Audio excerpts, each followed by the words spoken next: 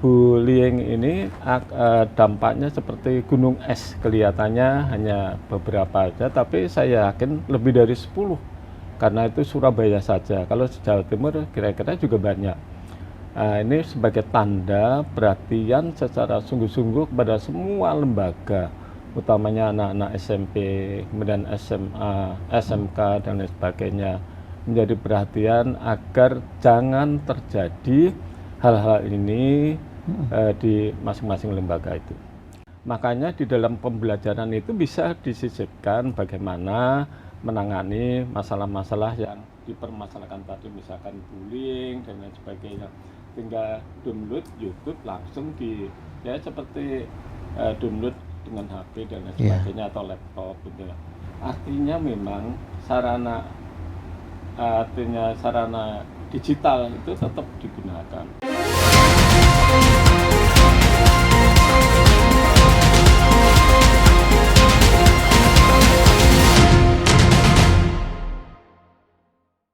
Dr. Rasio M.Si, seorang tokoh yang telah lama berjuang dalam dunia pendidikan dan pemerintahan, lahir di Madiun pada 17 Desember 1952. Perjalanan pendidikan suami dari Dr. Anda Purmiasih MM, dan ayah dari Indra Ranukusuma dan Rosana Wijayanti, dimulai dari SDN Baba dan Lor Madiun, ia melanjutkan pendidikannya ke SMPN Balarejo Madiun, dan melangkah ke STM Siang Madiun.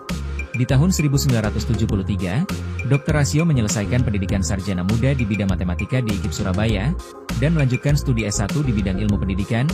Ia pun menempuh pendidikan S2 dan S3 di bidang ilmu administrasi di Untak Surabaya, meraih gelar magister pada 1995, dan doktor pada 2005. Dalam dunia karir, perjalanan Dr. Rasio dimulai sebagai seorang guru pada tahun 1978. Dedikasinya dalam dunia pendidikan mengantarkannya pada posisi kepala sekolah, dimulai dari SMPN Paciran pada 1985, kemudian SMPN Cerme pada 1986, dan SMPN 1 Gresik pada 1988. Karirnya terus berkembang, dan pada 1993, ia dipercaya menjadi pengawas sekolah, kemudian menjabat sebagai Kabid Binmut dan Kabid Dikmenum di Dinas Pendidikan Provinsi Jawa Timur. Pada 1998, ia menjabat sebagai Kormindiknas Jatim, sebelum akhirnya pada 2001, ia dipercaya untuk memimpin sebagai Kepala Dinas Pendidikan Jawa Timur.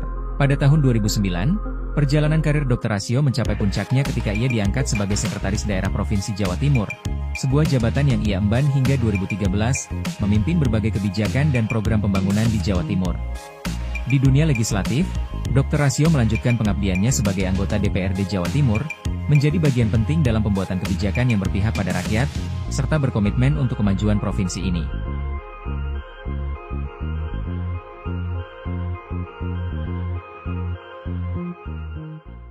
Halo, berjumpa lagi dengan saya, Tridianus Adi Nugroho. Sekarang kita akan membahas soal pencegahan bullying melalui pendidikan karakter dan literasi digital.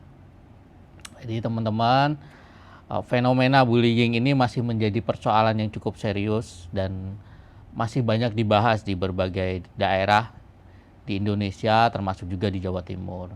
Jadi bullying atau perilaku perundungan tidak hanya terjadi di lingkungan sekolah, tapi juga di ruang digital, di ruang-ruang lain tempat mereka bertumbuh kembang gitu. Dan ternyata dari banyak penelitian dampaknya juga sangat banyak, mulai dari gangguan psikologis, penurunan prestasi pelajar, hingga resiko perilaku yang agresif berkelanjutan.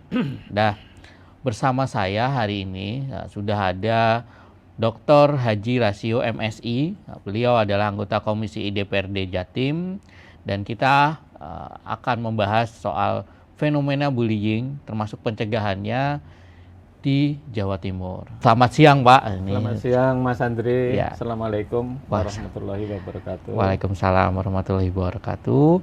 Nah, Pak, mungkin di awal nih, Pak, saya pengen tahu sih, Pak, sebenarnya gambaran bullying di pendidikan Jawa Timur itu seperti apa sih? Mungkin pendidikan untuk pencegahannya, Pak. Gitu, Pak, sekarang, Pak. Jadi bullying ini memang sudah masuk ke lembaga-lembaga sekolah salah satu contoh misalkan kasus yang terjadi di Jakarta, SMA 72, salah seorang siswa kemudian membuat bom molotov, kemudian yang dibom itu adalah masjid, ini kan sangat luar biasa.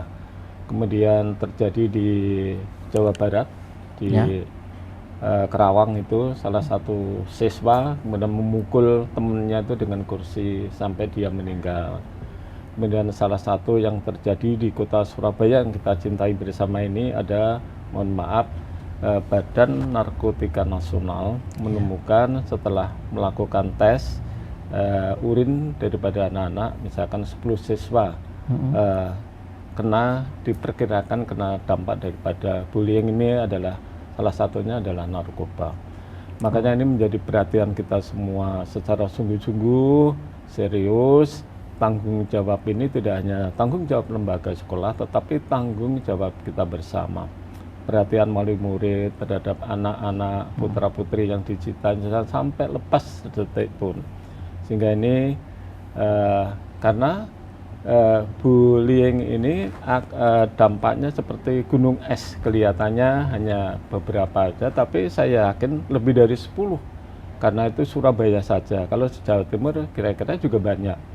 Ini sebagai tanda perhatian secara sungguh-sungguh kepada semua lembaga, utamanya anak-anak SMP, kemudian SMA, SMK, dan lain sebagainya, menjadi perhatian agar jangan terjadi hal-hal ini di masing-masing lembaga itu. Pak, ini kan tadi Bapak cerita bullying itu terdeteksi setelah ada peristiwanya kan Pak. Maksudnya setelah kayak di Jakarta itu kan setelah jadi bom baru tahu oh dia itu ternyata bullying. Begitu juga di Surabaya yang katanya BNN mereka dibully, begitu BNN membuat survei baru ketahuan oh dia itu ternyata korban bully. Nah Pak, ada nggak sih Pak sebenarnya di pendidikan itu mungkin pendampingan bagi siswa supaya dia itu tahu dia ini korban bully atau enggak, jadi nggak sempat berkembang gitu. Makanya Mas Andri nanti tentu ini dikembalikan kepada masing-masing lembaga. Lembaga itu ada beberapa kegiatan kesiswaan dilakukan dengan baik. Artinya pencegahannya nanti dari kegiatan-kegiatan ekstrakurikuler ini di lembaga itu kan ada pembinaan kesiswaan. Yang bertanggung jawab adalah wakil kepala sekolah kesiswaan. Kemudian nanti ada kegiatan itu, kemudian secara otomatis kalau kegiatan kelembaganya berlangsung dengan baik, atau bullying itu akan terdeteksi dini, akan diketahui secara dini. Tidak harus misalkan bekerjasama dengan Badan Nasional Narkotika dan lain sebagainya.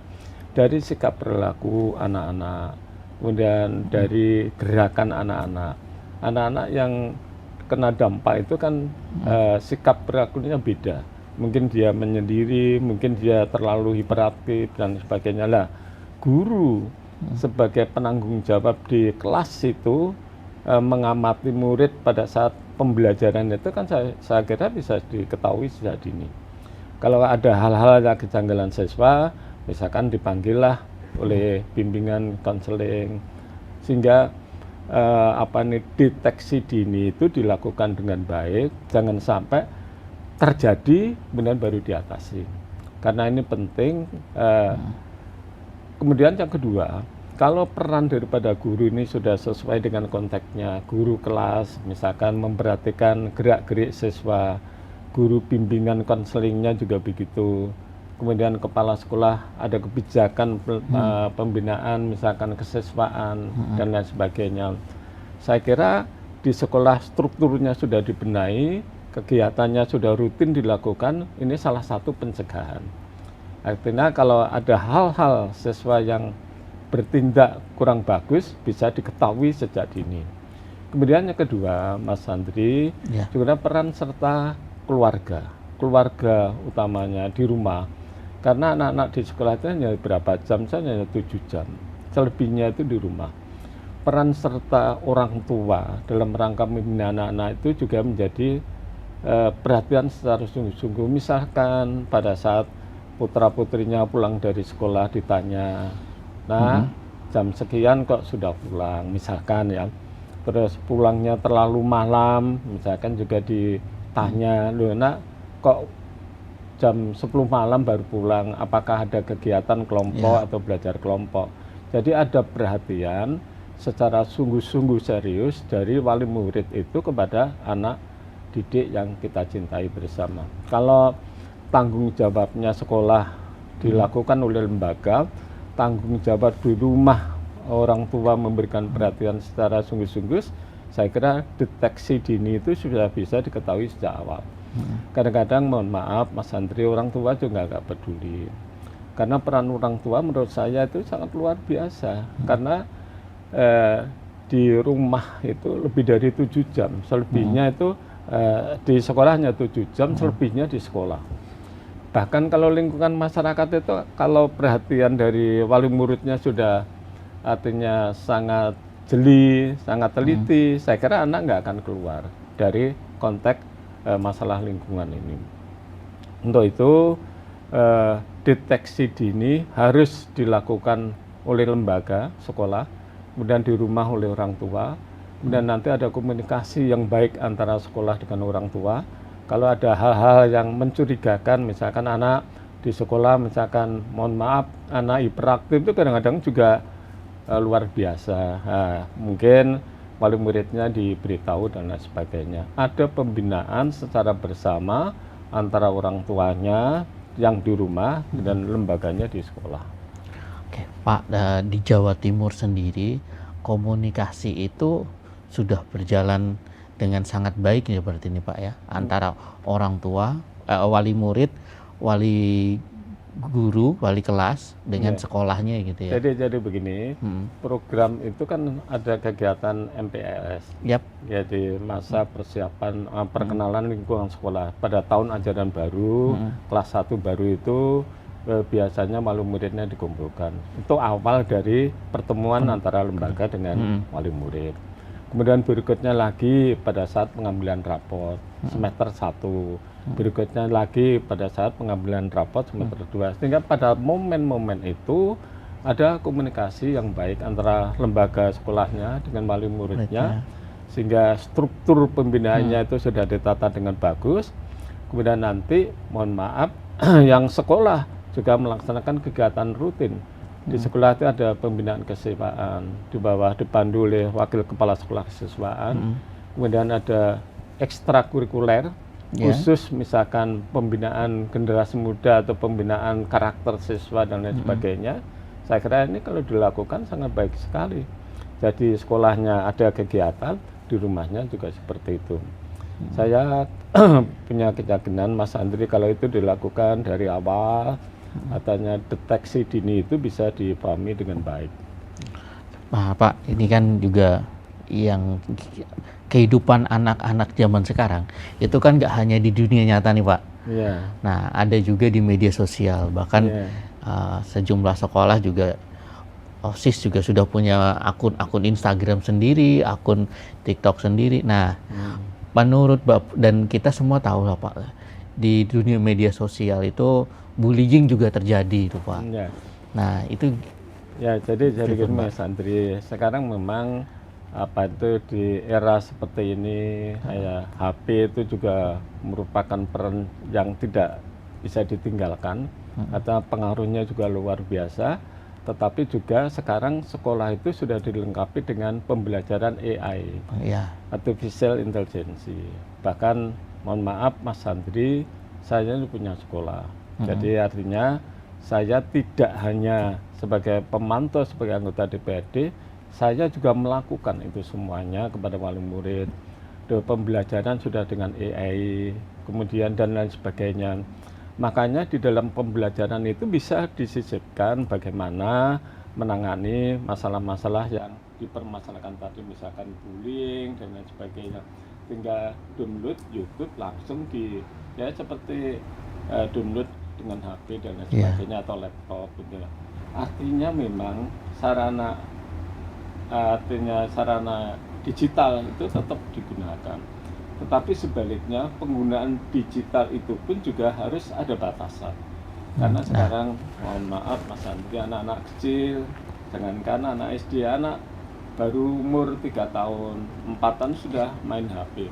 Pada HP itu di dalamnya misalkan ada TikTok.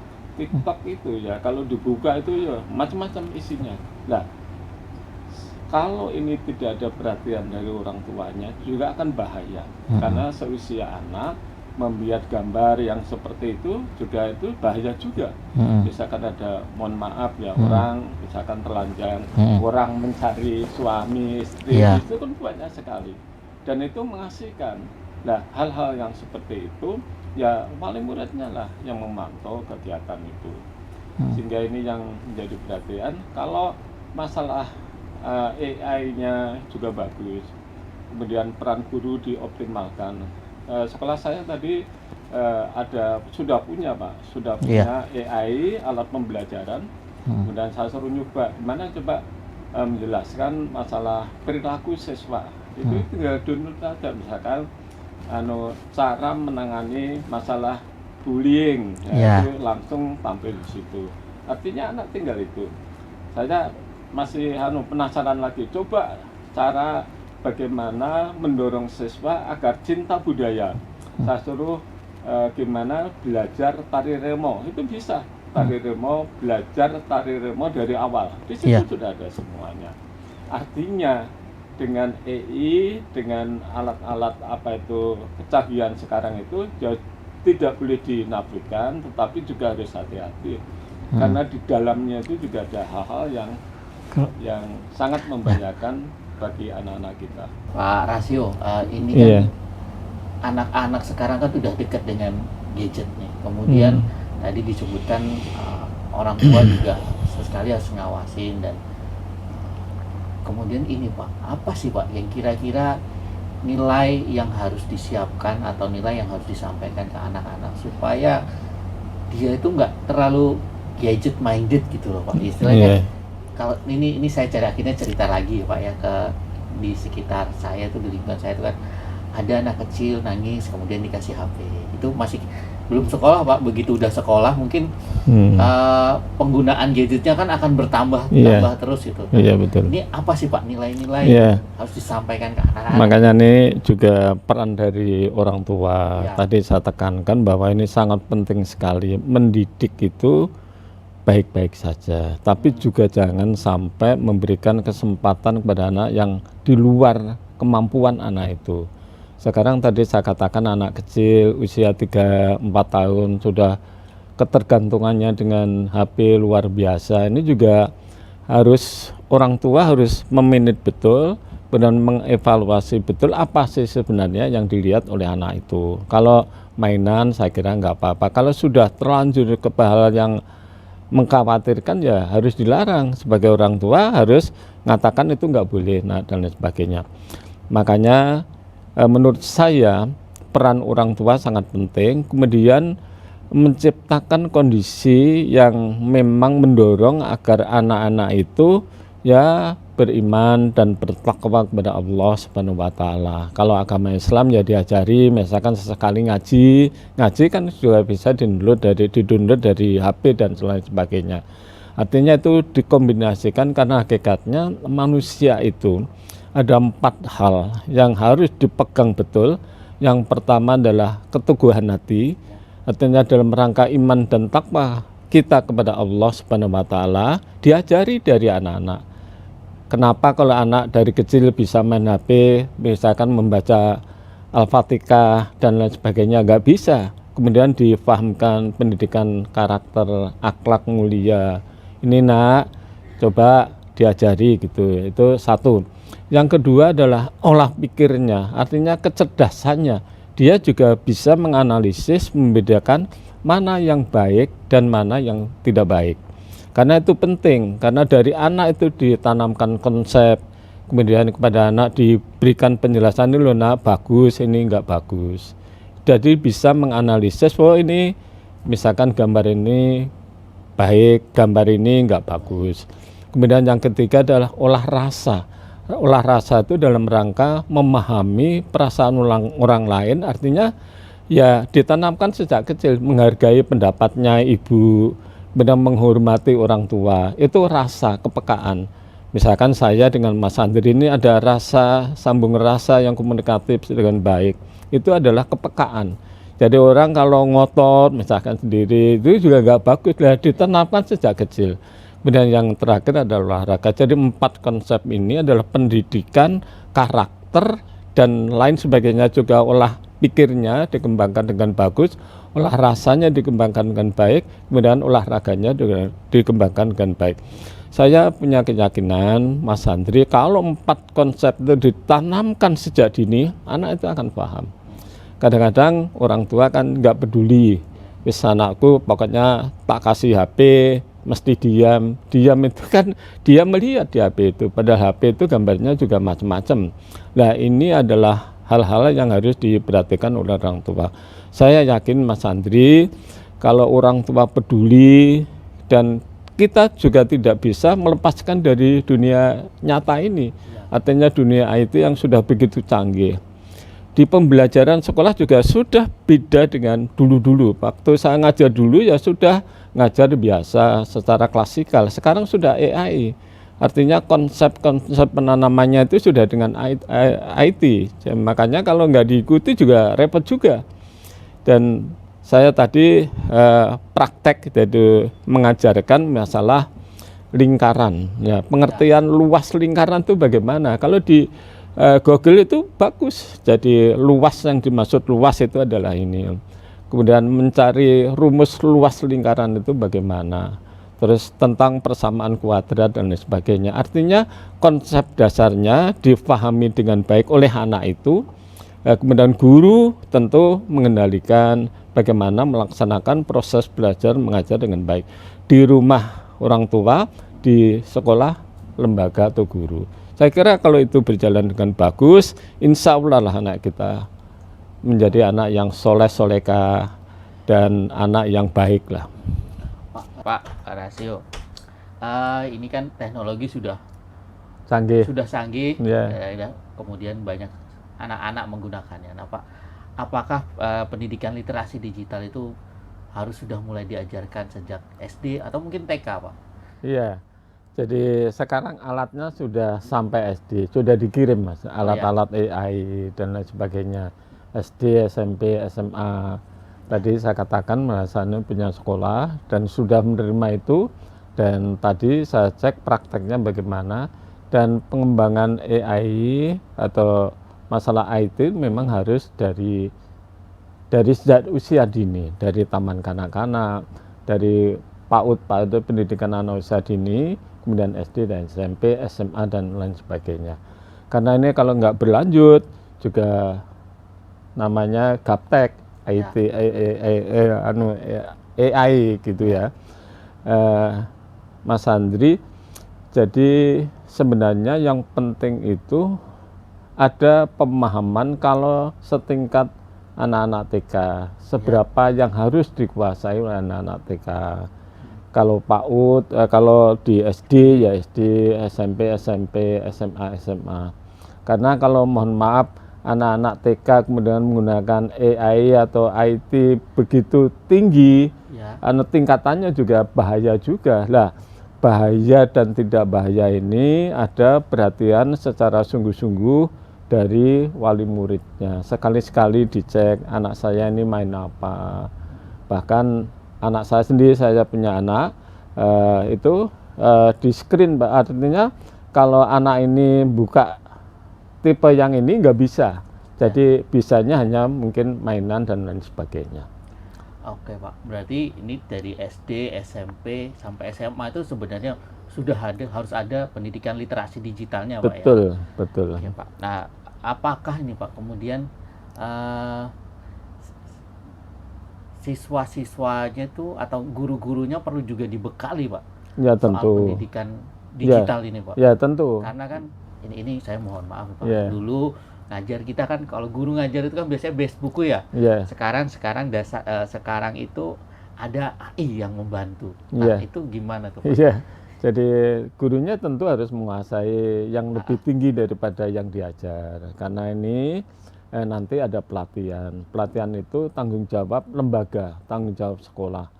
Sekolah tadi saya katakan ada kelompok guru, kelompok kerja guru. Jadi sebelum mengajar, kelompok kerja guru ini kumpul. Misalkan mengajar, mohon maaf, mata pelajaran matematika. Guru mata pelajaran matematika kumpul dulu, konsepnya apa yang diberikan, topiknya apa, bagaimana caranya. Jadi kalau perlu bagaimana cara mengajarnya itu diolah dalam bentuk AI, kemudian nanti disampaikan kepada siswa. Sehingga konsep inilah yang harus difahami oleh para guru, karena nanti pembelajaran AI ini tidak hanya, mohon maaf, menyampaikan materi saja dengan AI-nya, tetapi guru harus memahamkan kepada murid-murid bagaimana tadi misalkan menghitung luas lingkaran. Luas lingkaran itu mana sih yang dimaksud luasnya itu. Kalau jari-jarinya itu 7, luasnya berapa. Kalau tidak paham konsepnya ini, ya tentu sangat disayangkan sekali kepada guru itu. Karena kalau di AI, misalkan jari-jari 7, luas lingkarannya langsung ketemu di situ. Tetapi dia tidak memahami luas lingkaran itu yang bagaimana. Kalau jari-jari itu luas itu yang dimaksud luas bagaimana, ya misalkan luas lingkaran VR kuadrat. 22/7 kali 7 kali 7 berarti 154. Kalau di AI ketemunya hanya 154, jadi nggak mengerti asalnya 154 itu dari mana. Nah, itu dikuasai di guru oleh agar dijelaskan kepada murid, bahwa 154 itu seperti ini. Jadi konsep pemahamannya tetap harus dikuasai guru, kemudian hasilnya itu tentu siswa, kalau jari-jarinya 7, luasnya ini langsung bisa. Tapi hanya sekilas saja, tapi dia nggak paham apa yang dimaksud dengan luas lingkaran itu. Oke, Pak, tadi kan ada guru AI ya, udah belajar AI. Nah ini kalau peralatannya tuh loh Pak, itu semua sekolah sudah ada kah atau? Jadi yang sepengetahuan saya di sekolah saya sudah dikirim, dan harganya juga ukurannya itu kira-kira 176 inci, jadi kira-kira 176 cm kali 1 meter, jadi agak besar. Kemudian dipakai oleh guru untuk memberikan penjelasan kepada siswa itu dalam bentuk AI, bisa dipakai sebagai papan juga di situ, kemudian sudah include di situ. Itu terkait dengan materi pembelajaran yang akan diajarkan kepada siswa. Dan bisa juga guru membuat alat sendiri, artinya dengan metode penjelasan oleh kelompok kerja guru itu menjadi model yang baru, kemudian itu dikembangkan, diberikan kepada siswa pada saat pembelajaran. Jadi sekarang sangat luar biasa, tentu saya sebagai orang yang sekarang melihat perkembangan IT yang luar biasa ini tentu salut. Tapi juga itu tantangannya, jangan sampai anak-anak misalkan pemahaman itu disalahgunakan, kemudian mengakses hal-hal yang lain, karena itu sama dengan Google di HP, kemudian di laptop gitu ya. Jadi kalau itu tidak dibina, dibimbing dengan bagus, juga dampaknya bisa bahaya juga. Tadi saya katakan, makanya penekanan yang harus dikuasai oleh siswa adalah penanaman konsep keimanan dan ketakwaan kepada Allah Subhanahu wa Ta'ala. Jadi itu keyakinan bahwa Allah itu ada, dan apa yang dilakukan ini konsepnya itu pembentukan akhlak mulia. Saya kira itu sangat luar biasa kalau itu dilakukan oleh guru-guru kita. Sebenarnya dengan kemajuan zaman ini yang ada sekarang, karakter apa sih Pak yang perlu dimiliki oleh seorang siswa atau mungkin seorang remaja? Gitu, Pak. Jadi Mas Andri, salah satunya adalah karakter akhlak, budi pekerti luhur. Akhlak itu hati yang diolah, makanya pendidikan agama menjadi konsep yang mutlak harus dikuasai siswa. Jangan sampai agama apapun, karena di dalam agama apapun itu menanamkan konsep peningkatan iman dan takwa kepada Allah Subhanahu wa Ta'ala. Saya yakin itu kalau dikuasai dengan baik, berarti hatinya itu sudah mantap, kemudian percaya bahwa Allah itu maha benar, ya. Kemudian yang kedua, olah pikirnya, kecerdasannya. Jadi kecerdasan itu dalam rangka menganalisis bahwa hal itu benar, hal ini salah. yang benar ikuti, yang salah jangan. Itu olah pikir, jadi cerdas dia. Makanya nanti kalau melihat HP ada hal-hal yang jelek, harus bisa menganalisis, oh ini nggak bagus, oh ini gambar baik.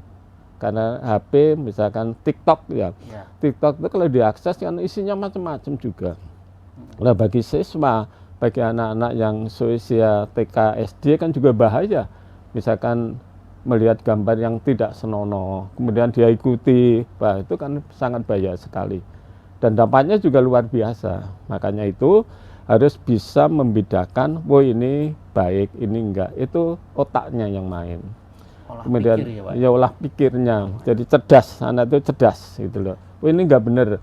Kemudian olah rasa itu perasaan kita harus peka terhadap situasi dan kondisi. Kalau kita berhadapan dengan orang, kemudian mengatakan sesuatu, ada perasaan yang secara halus difahami oleh siswa. Ya, pembinaannya dengan apa? Ya dengan olah rasa, dengan seni, dengan misalkan dengan kesenian itu yang diolah rasanya. Jadi bisa membedakan ini baik, oh ini pas, ini enggak. Menghargai pendapat orang lain itu rasa.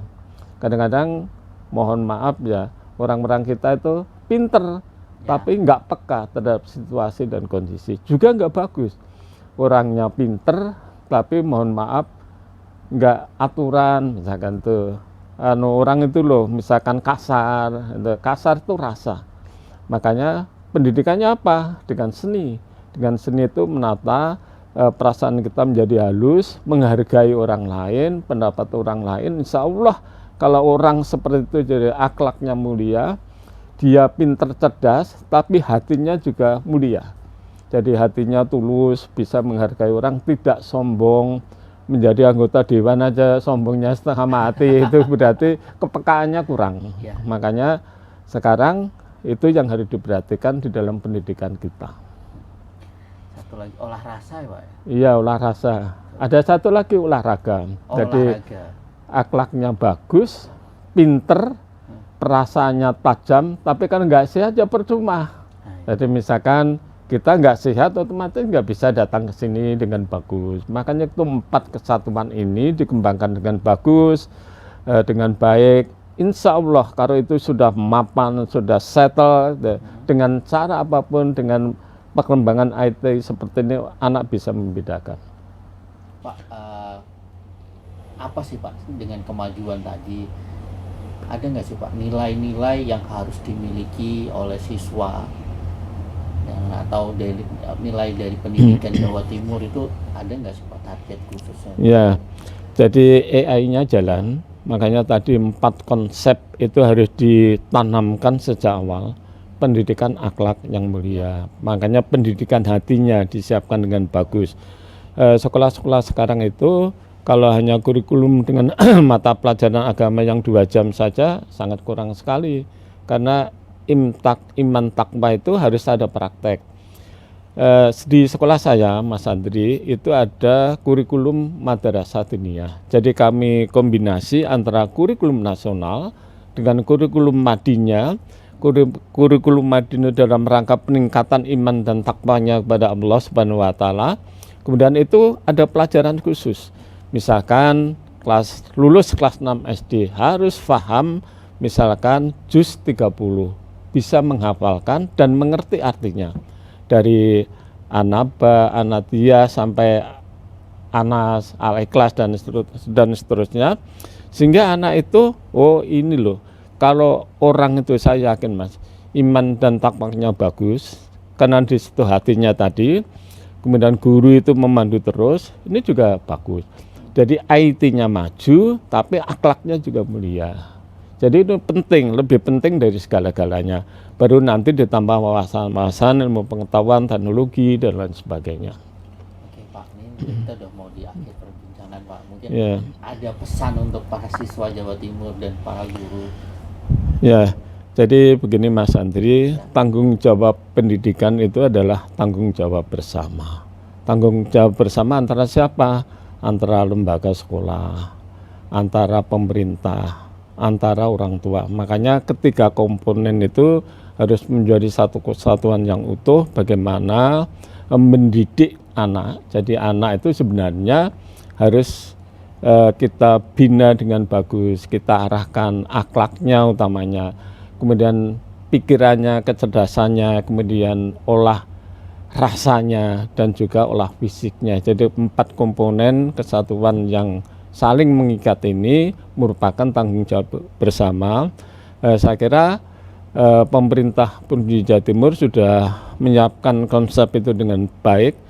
Makanya tanggung jawab ini secara teknis menjadi tanggung jawab dari Kepala Dinas Pendidikan Kabupaten Kota untuk SD SMP, tanggung jawab Kepala Dinas Pendidikan Provinsi untuk SMA, SMK, dan luar biasa. Untuk itu saya memohon kepada masyarakat semuanya, kita yakin seyakinnya di era kemajuan teknologi ini sebenarnya ya kita nggak boleh misalkan menutup mata dengan kemajuan IT, kemudian kita menghindari, nggak bisa.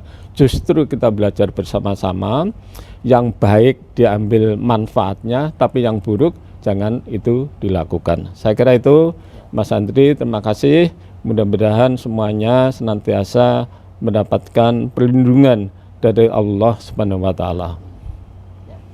Baik, teman-teman, demikian perbincangan kita dengan Pak Rasio hari ini. Ada banyak sekali yang bisa kita ambil pelajaran dari perbincangan ini, dan sampai jumpa di program berikutnya. Terima kasih.